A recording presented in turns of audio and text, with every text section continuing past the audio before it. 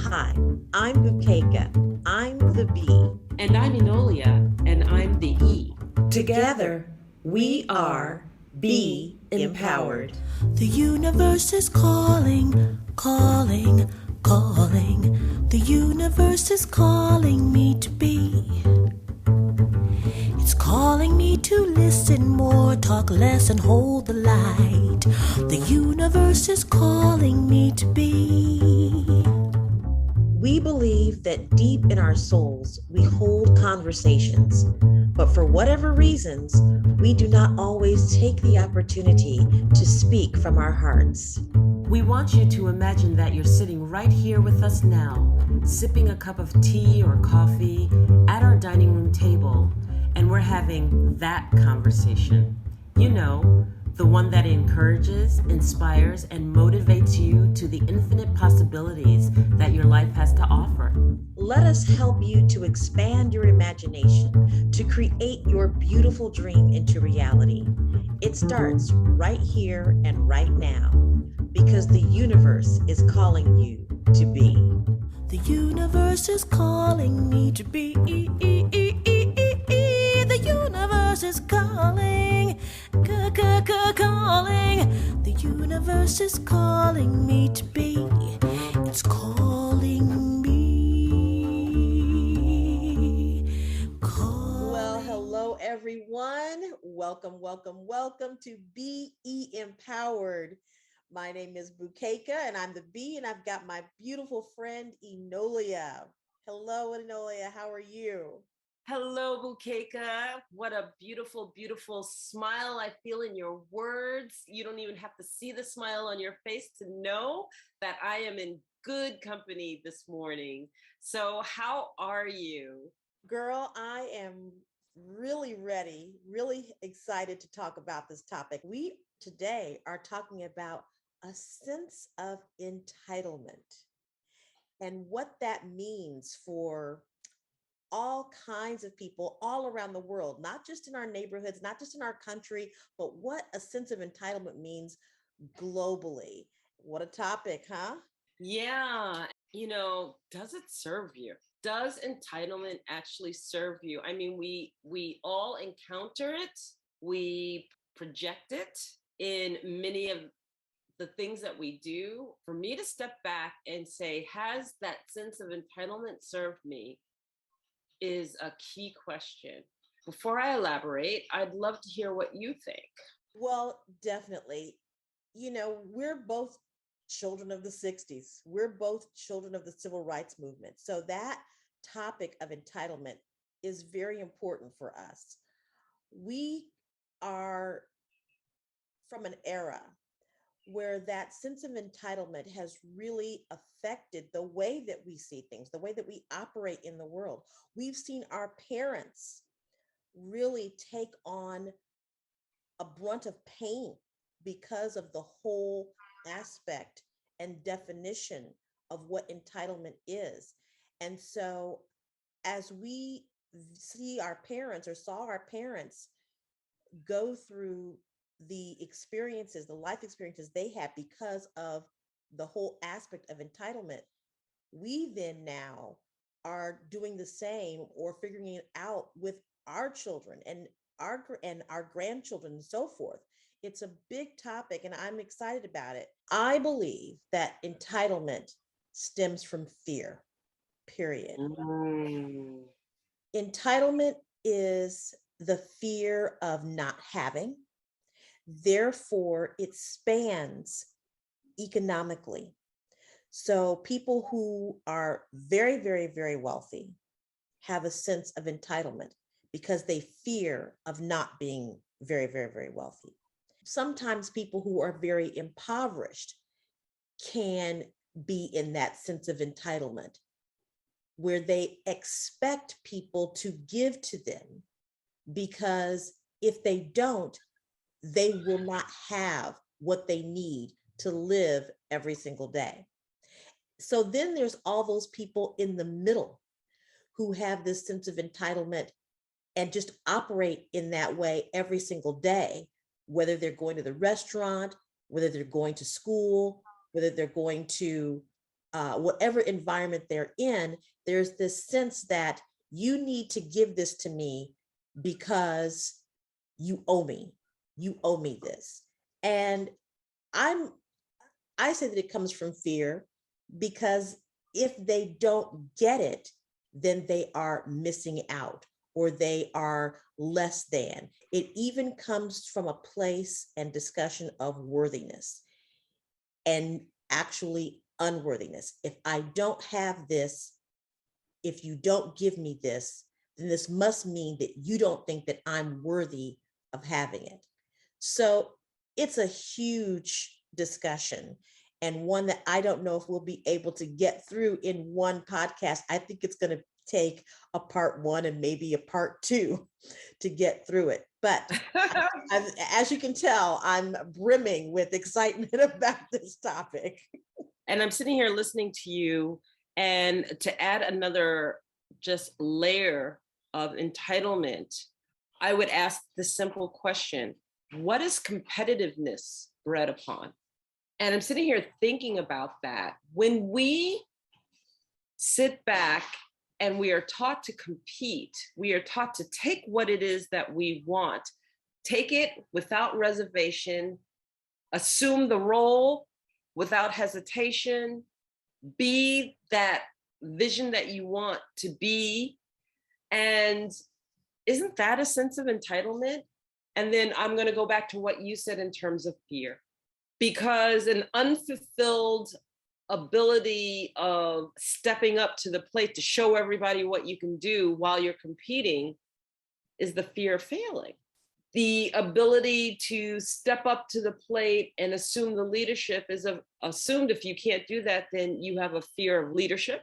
There's so many different aspects that the entitlement piece is indicative of. And I would bring it down to this simple fact: when change is taking place in life and we respond to that change with a sense of entitlement, it's because we might possibly fear what's different. And instead of understanding that something's different, something's new, step back, be the observer, kind of check it out, see what happens, see what's different, and then respond accordingly as the differences come into play. We might respond with a sense of entitlement because we may not want to acknowledge that change has taken place. We want to possibly just be in the same story of the fact of everything that we know and everything that we're comfortable with, and exert or exude that sense of entitlement because this is my comfort level, this is where I'm at, and I don't care that the circumstances and situation has changed around me. This is how I choose to respond, and let everything cater to me. I'm not going to cater to it. Now, I say this with many, many, many stories in my head that, I want to be able to relate this to and share with our audience exactly that. But I'm going to give it a little bit of a break and pass it over to you, and then I'm going to come back with some stories. Okay. Wow. When you were speaking, Enolia, about change and the fact that it's difficult for many of us to deal with change, period. And so we rely on that sense of entitlement, as you were saying, to stay in our comfort zone. So how does that flush out? It means that when that change occurs and we land on entitlement, it means we hurt people. We generally will fight tooth and nail to maintain that sense of what we consider normalcy and comfort. And so we use entitlement as a mechanism to maintain it.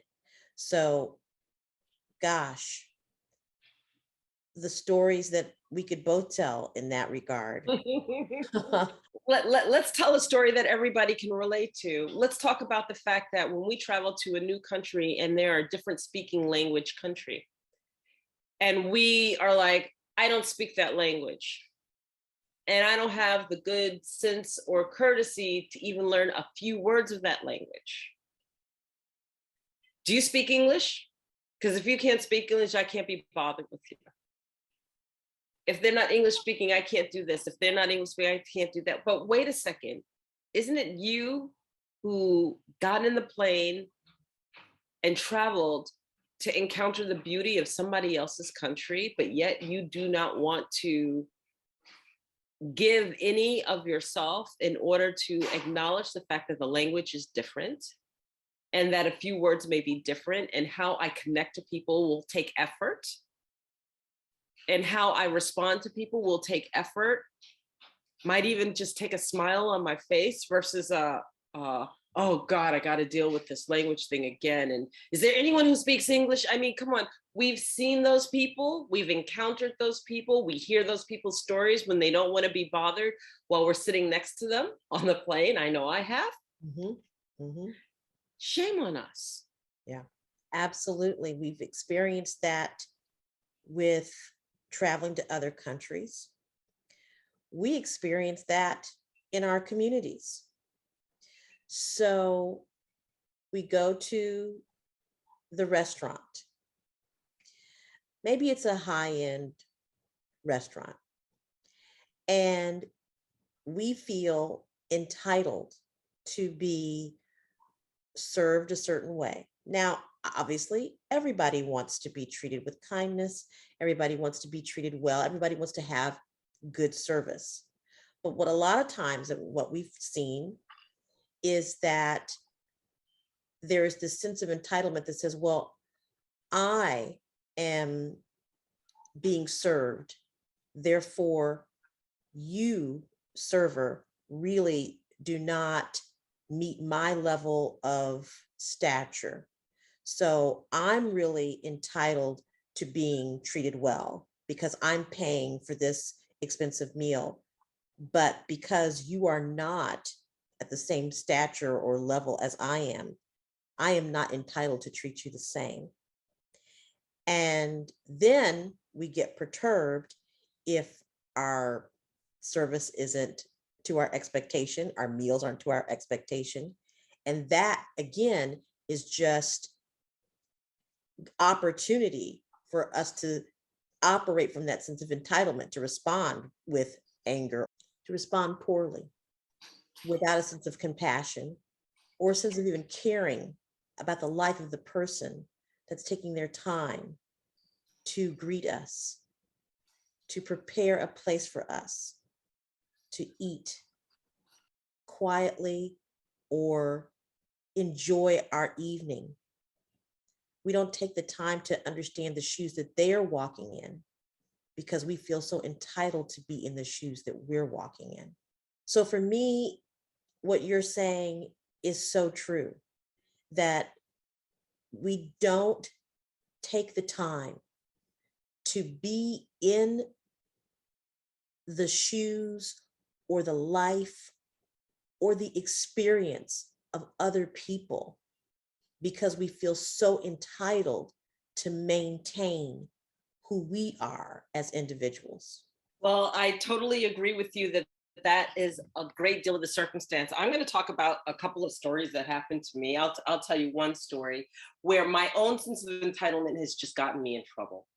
And I remember working for corporate at the time, and I had gone on a retreat for women with my first Indigenous grandmother.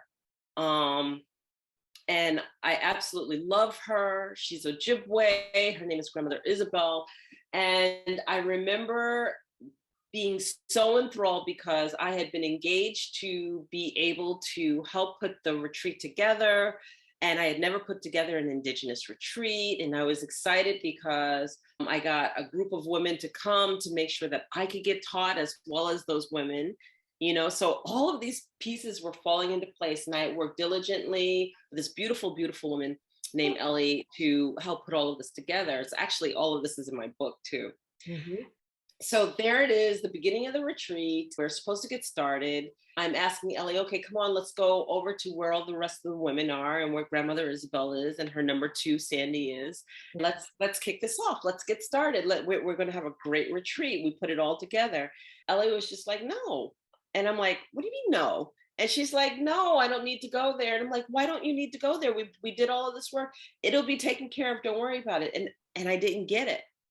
Okay. I was in my mindset of like, I did all this work. I want to be able to lead it.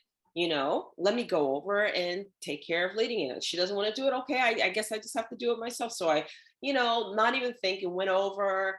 All of the women were gathered there, and grandmother Isabel's there, and Sandy's there. They were waiting for me to actually come over, and I came over. I said hi to everybody, and then I immediately, as I was taught, corporate. If you're going to lead, lead. If you did the work and you got something to say, you say it, and you just take the floor. And I took the floor. I started sharing what we're going to be doing, and all of the exciting things that have been lined up, and blah blah blah blah blah. Sandy interjects. She's like, this would be a great time for a bathroom break before we really get started. And it's just like, yeah, okay, great. And so, me not thinking twice, I go run over to the bathroom, and Sandy catches me on the way out, and she's like, she stops me in my tracks, and she goes, do you think that you're leading this retreat? And I was like, what? And she said it again. Do you think you're leading this retreat? And I'm like, no, grandmother Isabel's leading, blah, blah, blah. Then what are you doing? And then that's when it hit me. I was so used to competing. I was so in my competitive head that I felt that I had to lead and open this retreat and blah, blah. And it didn't even dawn on me that I had insulted the very woman that I came to learn from, that I wasn't supposed to be leading. And when it all hit me, I was so embarrassed and so ashamed that the tears were streaming down my eyes. And I'm sitting here telling this woman, no, that's not what I wanted to do. All I wanted to do was just make sure I didn't understand what role it was. I had asked Ellie what our role's supposed to be. She's like, just because Ellie didn't tell you doesn't mean that it's her fault. You should have known. When you pull things together, then you turn it over to grandmother Isabel. She's the leader. And I was like, oh my God, what did I do? So now the shame kicks in, and the guilt kicks in, and everything else kicks in. And she's like, pull it together. Are you sure you don't want to lead? And I'm like, no, I don't want to lead. So, okay, well, now communication is clear. And so she basically waits for me to get back to the group. So now I'm walking back to the group. My head's hung down. I had made it this biggest faux pas. I really, really just destroyed everything that I started out. And that's when she quietly leaned over and whispered in my ear, hold your head up. You have nothing to be ashamed about. And I looked at her and I didn't know how to respond, pulled myself together, held my head up. And we were all standing in a circle, and grandmother Isabel starts talking. And then she waves over subtly for me to step out of the circle and come stand next to her. And so subtly I went over and I stood next to her. And I realized, as she's going on and on, how powerful this leader was that I didn't recognize because I hadn't given her the opportunity to do what she does, and how different it was, and how I had not a clue as to the culture and to the delivery and to the importance of what she was going to do in opening up the 4 directions and all of this stuff. And then what did she do? She put my arm in hers, and she said, whispering to me quietly as we were engaged in something, my girl, everything is fine. And that's when it dawned on me, from entitlement to compassionate leadership. Yes. Compassionate in that they didn't throw the mistake in my face. They didn't, chide me in front of the group. Nobody knew what had taken place except between the two of us, Sandy and I, and grandmother Isabel.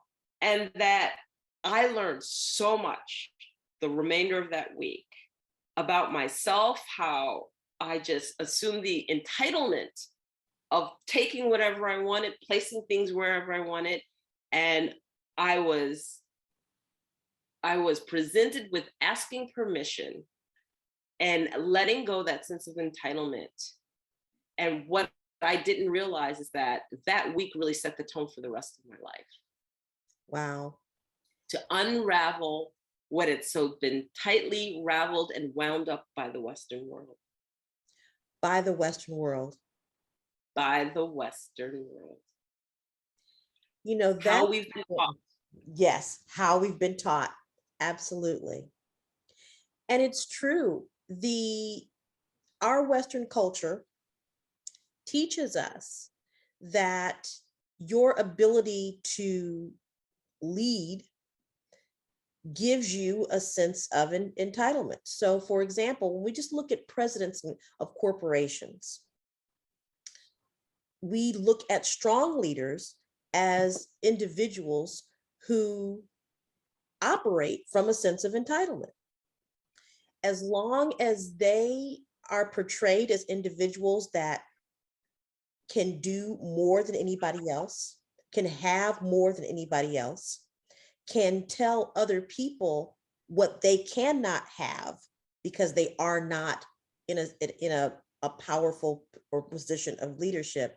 That is how we operate in Western culture.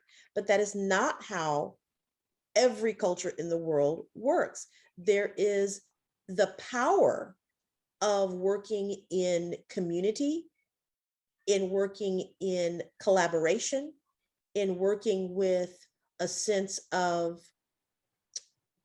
connectedness versus separateness. And in those situations, you have much more resources than you would from being by yourself at the top. And we don't get that. I just want to chime in with you so greatly and emphasize that.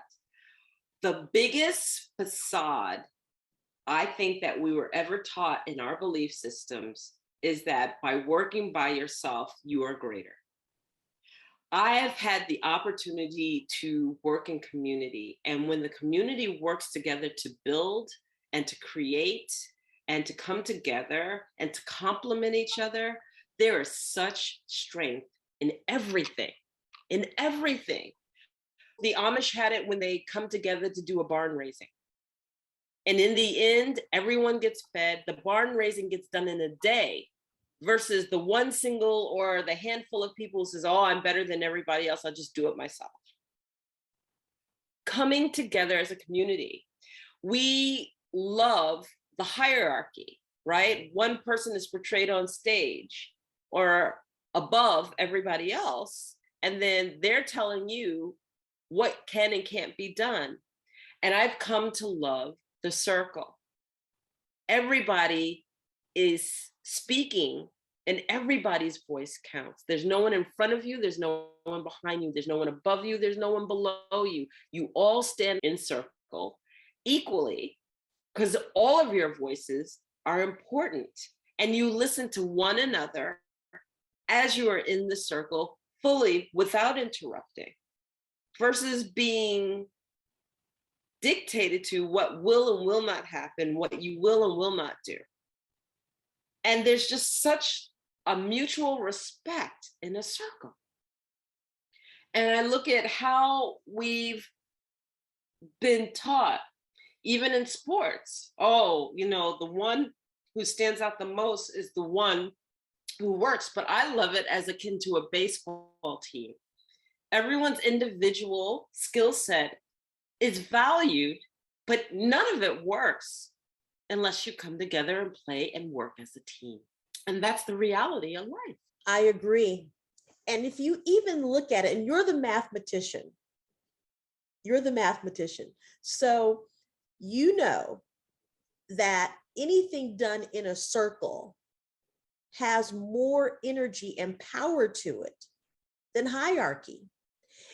It just stands to reason that in hierarchy, the power, and I liken that to energy, all right, dissipates as you go down. But in the circle, that energy continues to evolve, revolve, as well as increase in momentum and strength.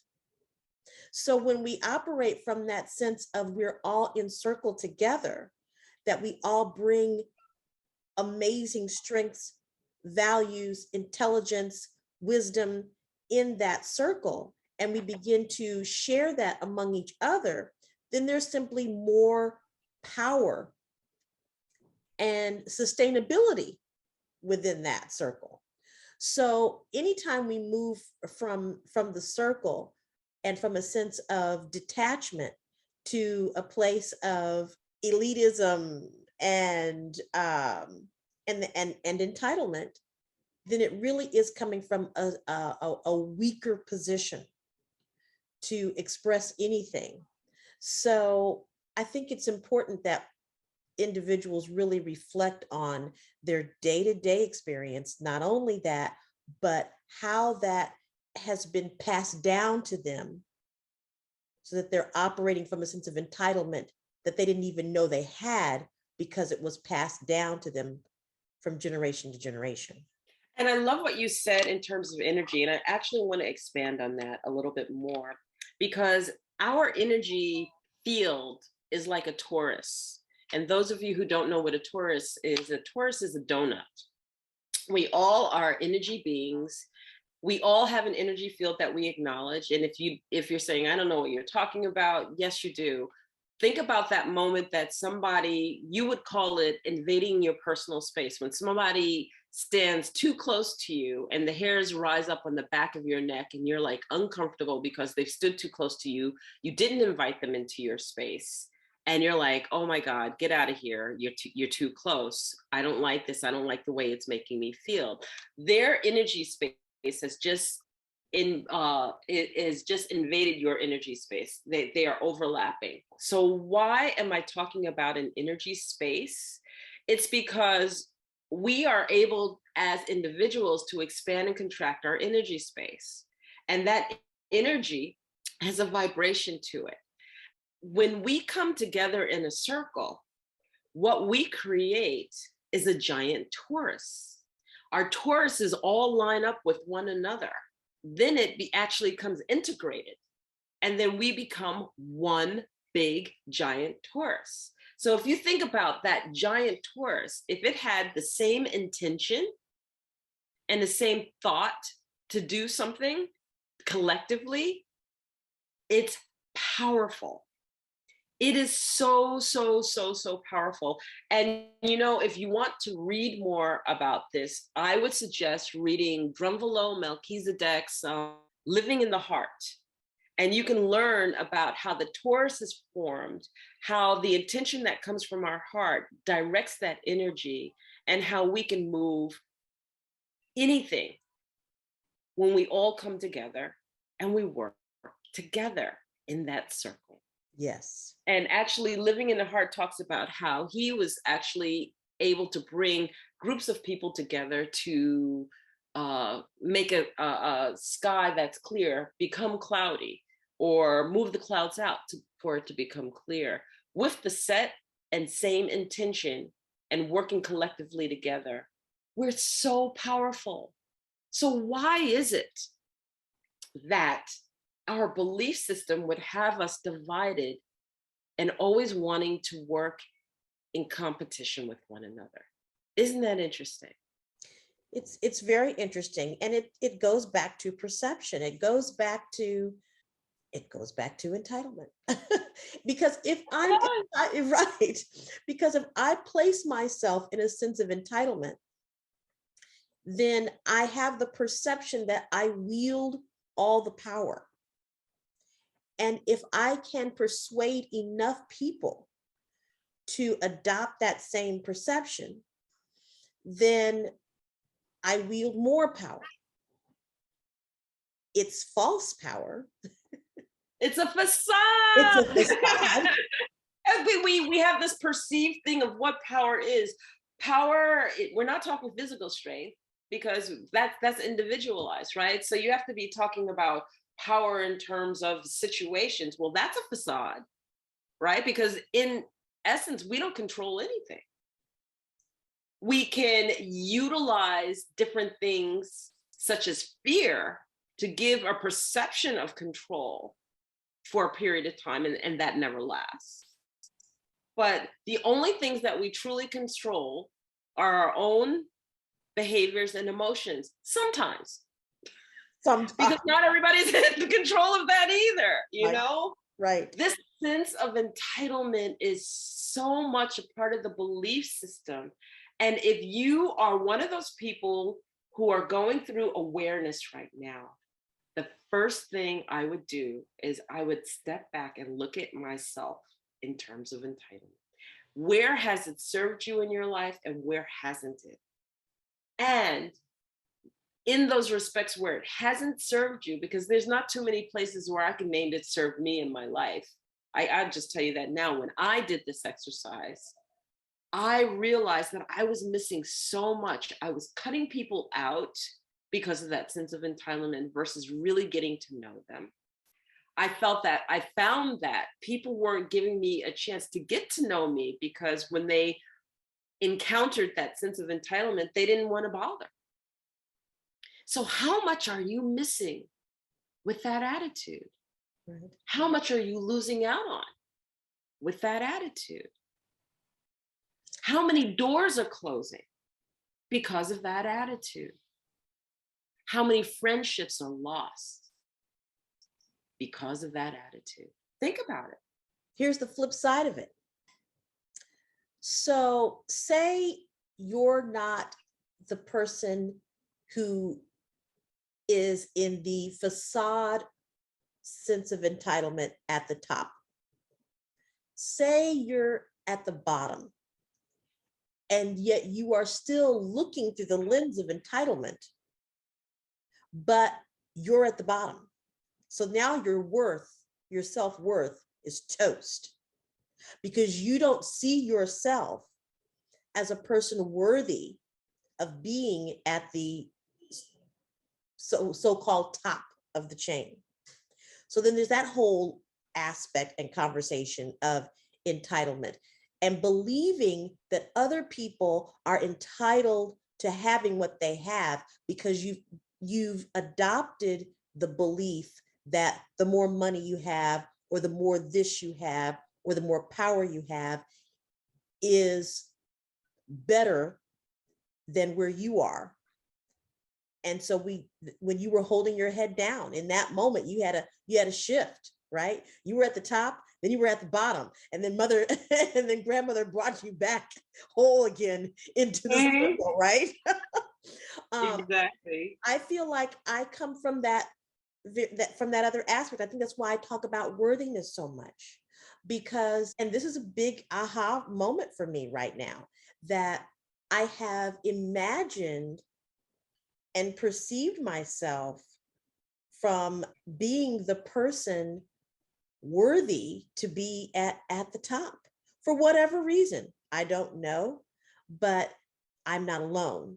So it's really important now for those of us who have felt unworthy to hold that position of ultimate success, whatever that definition is or description is, that we shift that from not being entitled to it, but shift it to, I am worthy of it. I am worthy of having the life that I want. And it doesn't mean that other people are not worthy of having the life that they want. I can have what I want, and so can everyone else. It goes back to that old, or that saying of, me having what I want does not diminish anybody else. When we're in that sense of entitlement, we say, I can have what I want, but it diminishes everybody else. Yeah, the stepping on or belittling someone else in order to make yourself look good. So I'm sitting here listening to you, and I thought to inherently look up the word entitlement as its definition. And it's the belief that one is inherently deserving of privileges or special treatment. And I have to tell you, I have to bring this home. I want our audience to think about this, and you can or cannot agree with me, but I'm gonna go there. Go for it. Whenever history wanted to hold its people back, they take two groups and they give one more privileges than the other. And the one that has that group or sense of entitlement annihilates or belittles or steps on or is unjust to the other group. And you might say, come on, you're going too far, right? But then I would say, what was slavery? Exactly. What was slavery? Master slave. What is classism? What is classism? Rich, poor. Mm-hmm. Okay. Do I need to bring more on? Whenever you want to distract and want to belittle a group of people, you take that group, you take the entire group, you divide them in half, and you give one group more privileges than the other. And then the group that has the sense of entitlement, you don't even have to do anything else. We have to catch this stuff. Yes. That is the history of the United States with different names, every genre of wanting to accomplish something or to hold people back. Whether it's a specific ethnicity, whether it's a specific class, whatever the case may be, it always comes with a sense of entitlement. And we have got to correct that. Because if we are appalled with that sense of entitlement and we embrace that circle, that group of everyone in the same respects, well, isn't that called mutual respect and humanity? What is it that is allowed to divide our humanity? Yes. It's entitlement. Yes. And can I go there with you, sister? Yes, go there with me, girl, because it's really hitting me strong. Right. Because it's really Western culture. What is it that when Western culture emerged, because it wasn't always such, we as a humanity began as community. We as humanity began as a circle, an indigenous, tribal community. That's how humanity began. Somewhere along the way of this continuum, and why it became Western culture, I don't know. I don't know how it became geographical. I don't know. But I do know that there was a sense of entitlement that came from the fact that we began to learn more. We began to expand more as a humanity. And when we did that, somewhere along the way, we became disconnected. We became a people who felt that, well, just because I can't see those individuals over there, just because I can't see those individuals in that part of the world, they must not be important. Just because they're out of the line of sight, they don't exist. Over time, I believe we've developed this in Western culture, this sense of entitlement, because we simply became disconnected with the rest of the world. And we put ourselves in a position, whether it's science or money or education, all of our structures, we seem to think is better than where we started. Maybe it has something to do with evolution, right? Maybe it has something to do with the fact that as we evolve as beings, the whole idea is to do it better than we did the day before, or to do it better than we did the generation before. And that whole sense of better, maybe that has something to do with it. We've done it better now. We don't have to rely on berries and things that come from the ground. We can go into a lab and create it. Therefore, we're better. And now, because we can do things that are better, we are entitled to better, right? So, boy, that then stems into governments, that it stems into politics, that stems into economic systems, everything. That whole sense of entitlement is a very poisonous seed that really can destroy and destruct the very thing that we're trying to do better at, which is to have a humanity that is sustainable. It's so interesting. This topic is just so interesting. I want to interject something else too, because now I want to bring it to a subject that is near and dear to my heart. Children. We have a lot of mothers out there. We have a lot of mothers out there that go, my children seem like they're just so entitled to this or to that. And I want us to be able to bring into that conversation, is that really what's happening? Maybe we're looking at it in a skewed way. One of my business partners in the company I'm with talked about her son who told her, Mom, I'm not leaving here. Why would I do that? Why would I stay or leave home when I can build up resources, when I can spend more time with you as my mom? Why would I do that? But yet we have come to see this young generation as a group of people who are so entitled that they shouldn't expect to have everything that they want, that they have to work for it, that it's got to be earned. And if they're not doing it this way, if they're not doing it that way, then they don't deserve to have it, but they feel so entitled to have it. And I'm really having a moment now where I'm shifting my perception of why we say to these young people, oh, you're so entitled. Maybe it's time that we spend a little bit more time nurturing them and helping them to grow. And they'll be okay. They will be able to stand on their own 2 feet, and they will be able to navigate in the world when they know that they have parents that are helping them to grow from a sense of compassion, community, home, as opposed to, it's time to go. Get out on your own. Stop being so entitled that I'm here to feed you every day, even though you're 20, 1, 2, or 3 years old.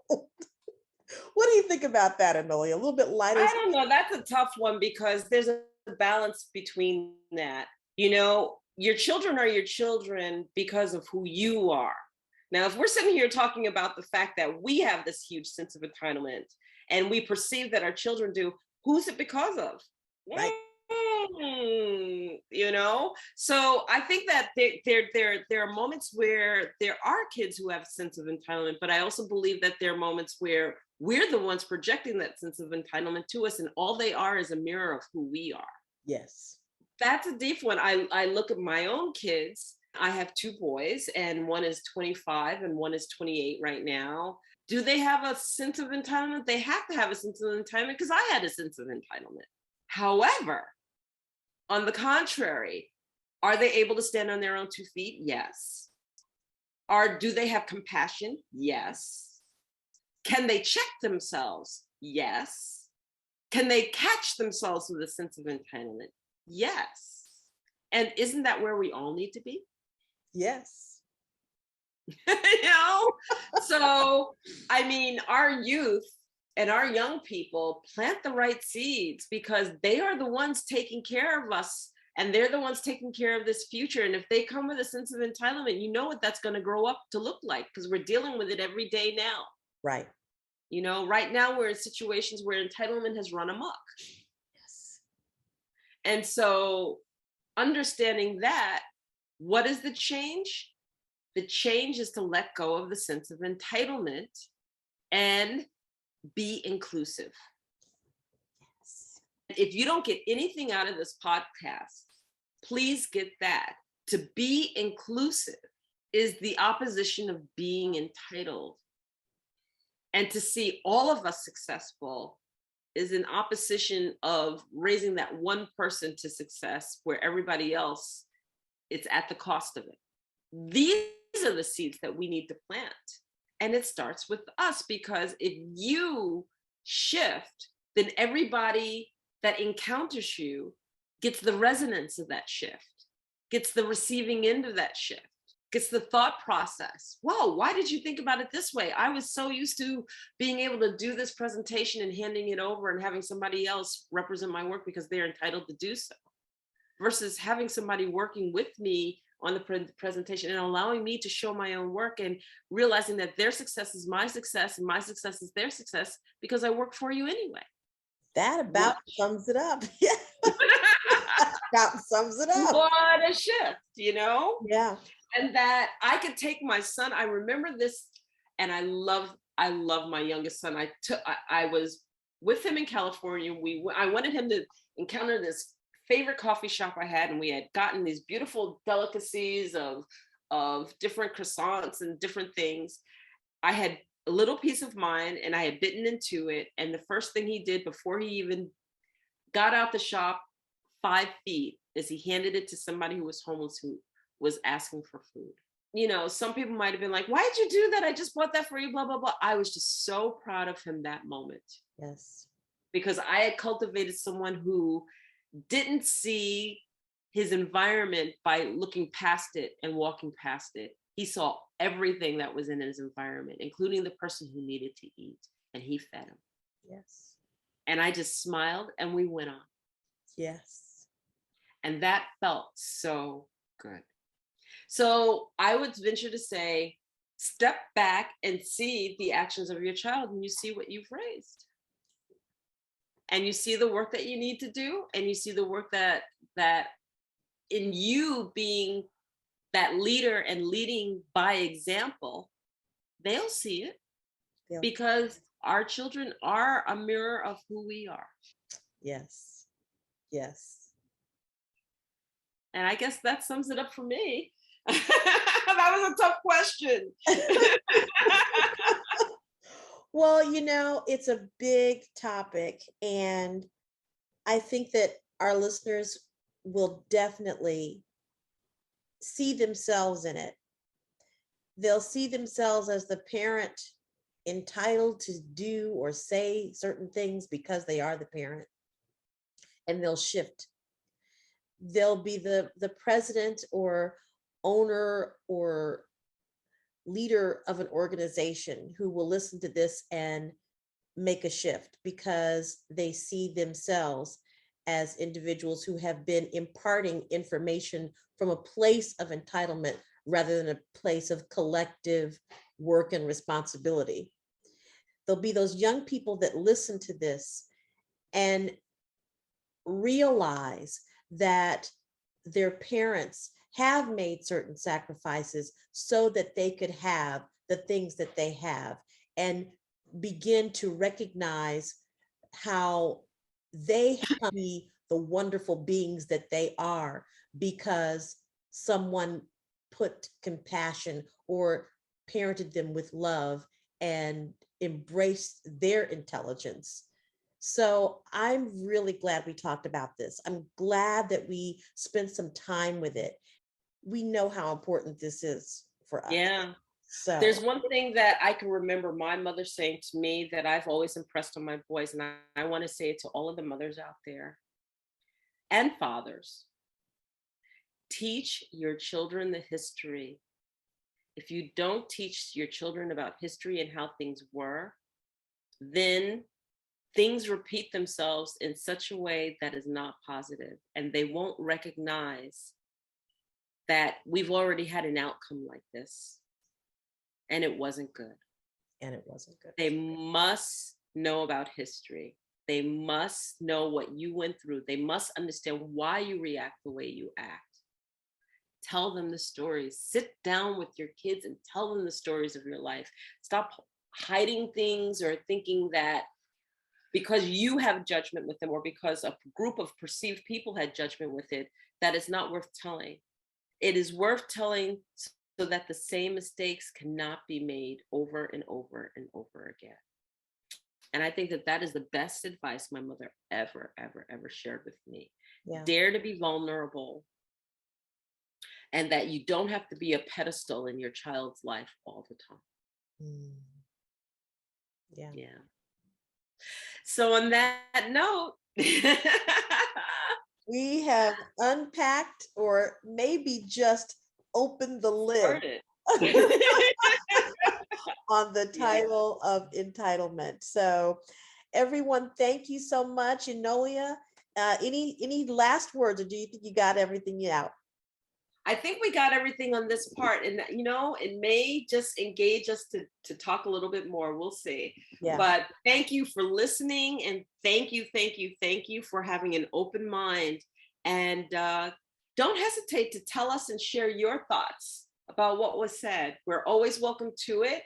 If you want to connect with us, just email us at beempoweredpodcasts@gmail.com.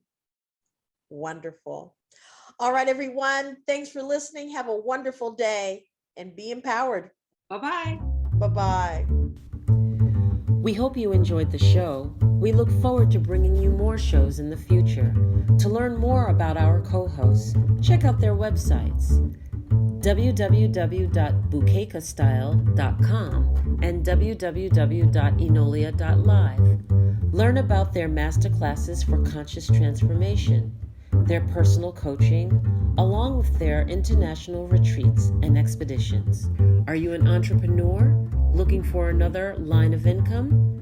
Check out www.planetmarketing.com/Enolia and www.planetmarketing.com/bblakemore. We are here to transform your life. Thank you for listening.